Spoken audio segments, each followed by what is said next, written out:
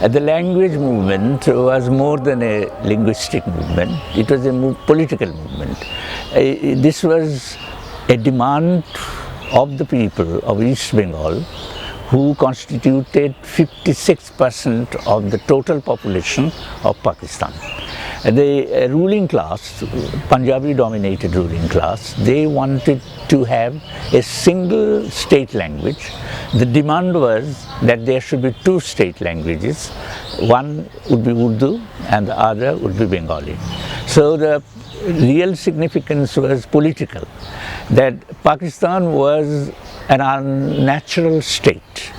It was separated by 1,400 miles of hostile territory, Indian territory.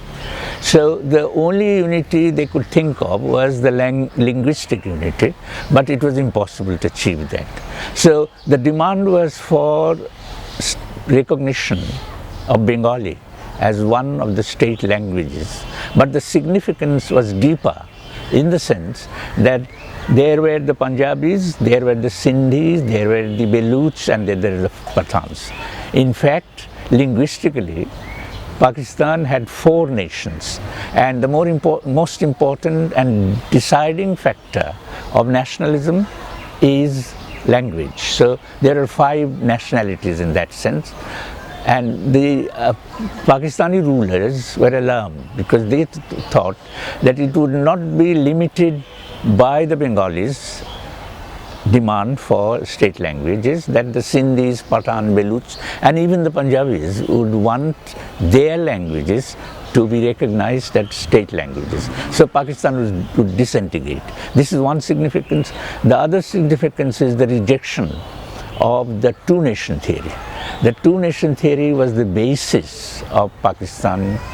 It was supposed Hindus and Muslims were supposed to be two nations, but this came out that the language is not the deciding factor. I'm sorry, religion is not the deciding factor, language is the deciding factor.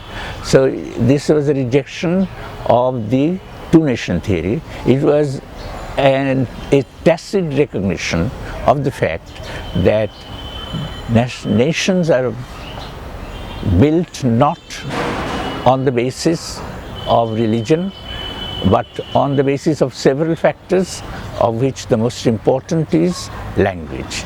So this was a rejection of the two-nation theory, and that meant that it was a rejection of the very basis on which Pakistan was set up.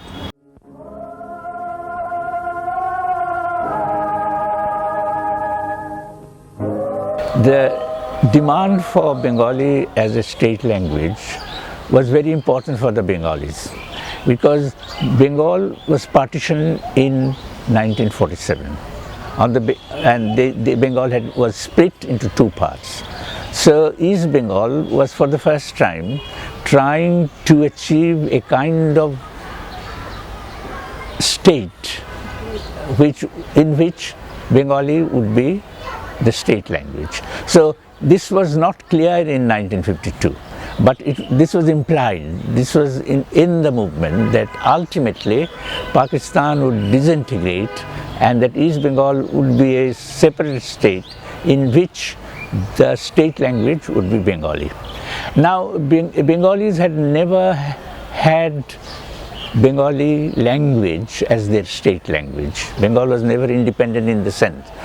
It was under Mughal imperialism, it was under British imperialism, and it was a demand to come out of that hegemony of foreign rulers and establish a state or achieve an independence in which the mother tongue, the Bengali language, would be the state language.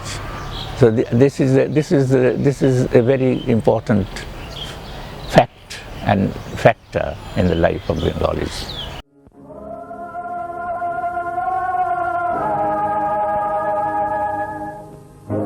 The dream was to establish a state and indeed a society in which people will have equality in respect of opportunities and rights.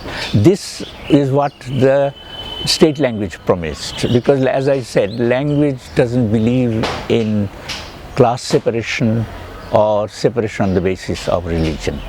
Language has a universality of its own, and that is why the state language movement was ultimately aiming at the establishment of a new society based on equality.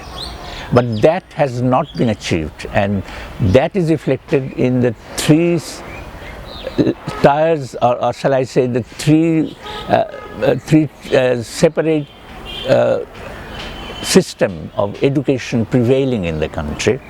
And that is also reflected in the fact that Bengali is not being used by the state in the manner it should have been used. It's not being used in the judiciary, at the highest level of the judiciary, nor in higher education. So this is what has happened is that the state, as I said, has been made smaller, but its character has not been changed, and it is being ruled by a class who are rich, and this class is connected with world system of capitalism, and in the cap system Bengali doesn't have an important place. So what the ruling class does becomes the example for others to follow, and the ruling class doesn't use Bengali in the manner it was expected to do. So what, in a word, the social revolution that we wanted has not happened. The social revolution could have diminished, at least diminished, if not eliminated, the class distinction. The class distinction remains, the bureaucratic system remains, and the connection of the state with the world capitalist system is growing increasingly. So we are having development, but we are not having equality. And with increase in development, there is the increase in inequality also. So, and inequality is reflected in the linguistic system prevailing in the country. So, in a word, the dream behind the language movement has not been fulfilled, although officially Bengali is the state language of the state, and the social revolution hasn't happened, and social revolution is what we dreamt of and we continue to dream of.